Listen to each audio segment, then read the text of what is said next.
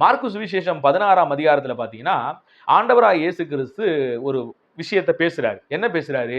என்னை விசுவாசிக்கிறவர்களால் நடக்கும் அடையாளங்கள் ஆவன. அவர்கள் பேய்களை துரத்துவாங்க, அற்புதங்களை செய்வார்கள், நவமான பாஷைகளை பேசுவாங்க, சாவுக்கு ஏதுவானது ஒன்றை குடித்தாலும் அதை அவர்களை அணுகாது இப்படின்னு சில விடயங்களை பேசிட்டு வர்றாங்க.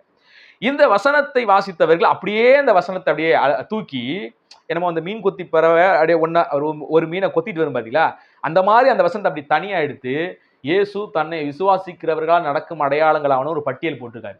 அப்ப இன்னைக்கு இயேசுவை விசுவாசிக்கிற கிறிஸ்தவர்கள் வாழ்க்கையெல்லாம் இதுல ஏன் நடக்கல? அங்க ஒரு வார்த்தை இருக்குது, அவங்க சர்ப்பங்களை எடுப்பாங்க. எந்த கிறிஸ்தவனாவது போய் பாம்பை பிடிப்பானா? கேள்வி. அடுத்து சாவுக்கு ஏதுவான ஒன்றை, அதாவது விஷம் குடிச்சாலும் அவங்களை சேதப்படுத்தாது, எந்த கிறிஸ்தவனாவது விஷம் குடிப்பானா? அப்ப ஒண்ணு நீங்க இயேசுவை விசுவாசிக்கல அப்படின்னு ஒத்துக்கணும், இயேசுவை விசுவாசிச்சா நீங்க விஷம் குடிச்சு காட்டுங்க, பாம்பை பிடிச்சு காட்டுங்க அப்படின்னு பேசுறது ரொம்ப அறிவார்ந்து மாறி. ஆனா உண்மை சொல்ல போனா இவர்கள் அடிமுட்டாள்கள். இவர்களுக்கு வேதாகமம் என்ன கூறுகிறது, அதனுடைய சொற்சூழ் அமைவு என்ன, அது யாரை பார்த்து சொல்றாரு என்ன, எதையுமே ஆராயறது கிடையாது. அப்படியே தூக்கிட்டு என்ன செய்யறதுன்னா அப்படியே இது விவரம் புரியாத சில கேஸ் யூடியூப்ல பார்க்கும் பாத்தீங்களா, அந்த கேஸ் ஓ அப்படி இருக்குதா அப்படின்னு சொல்லிட்டு இவங்களா ஒரு தப்பான கணக்கு போடுகிறது. அப்பா உங்களுக்கு தெரியலன்னா வேதாகமத்திலே நல்லா வாசித்து புலனாய்வு பெற்ற எங்களை போன்ற ஒரு இடத்துல இது என்ன விபரம்னு கேட்டு தெரிஞ்சுக்கங்க.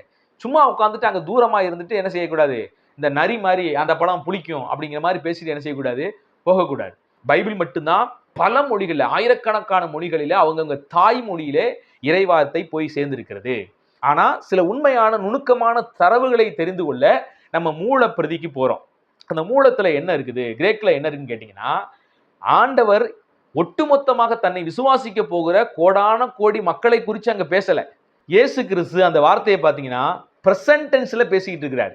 முதல்ல இலக்கண நடையோடு, நம்ம எந்த புத்தகத்தை வாசிச்சாலும் ஒரு இலக்கண நடையோடு கூட வாசிச்சா மட்டும்தான் பாத்தீங்கன்னா அதனுடைய உண்மையான தரவுகள் புரியும். இயேசு கிறிஸ்து பேசுற விஷயங்கள் பாத்தீங்கன்னா பிரசன்ட் டென்ஸ்ல பேசுறாரு. தற்காலிகமா அங்க இருக்கிற மக்களை பார்த்து ஒரு சின்ன கூட்டத்தை பார்த்தா பேசுறாரு. பேசுகிறது எங்க?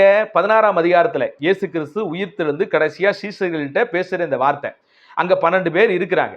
சரிங்க, ஒரு சின்ன கூட்டம் அவ்வளவுதான் இருக்குது. ஒரு பெரிய கூட்டத்தை பார்த்து, இயேசு கிறிஸ்துவை விசுவாசிக்கிற கூட்டத்தை பார்த்து பேசல. சீசர்களுடைய ஒவ்வொரு அவங்களுடைய வாழ்க்கையிலும் பாத்தீங்கன்னா 12 அப்போஸ்தலருடைய வாழ்க்கையிலும் பாத்தீங்கன்னா அநேக அற்புதங்கள் அவர்கள் மூலியமாக அடையாளங்களும் அற்புதங்களும் நடந்துச்சு. ஏன்னா அப்போஸ்தலருடைய அடையாளங்களாவன என்று ஒரு பட்டியலை கொடுக்கும்போது நிறைய இடத்துல நிருபங்களை பார்க்கிறோம். அப்போஸ்தலர்கள் மூலியமாக அநேக அற்புதத்தின் மூலியமாகவும் அடையாளத்தின் மூலியமாகவும் ஆண்டவர் தம்முடைய வார்த்தையை அன்றைய தினம் உறுதிப்படுத்தினார் என்று பார்க்கிறோம். அப்போ குறிப்பிட்டு இந்த வசனம் யாரை குறிப்பிட்டு இயேசு கிறிஸ்து பேசுறாருன்னா அப்போஸ்தலர்களை குறித்து பேசின வசனம்.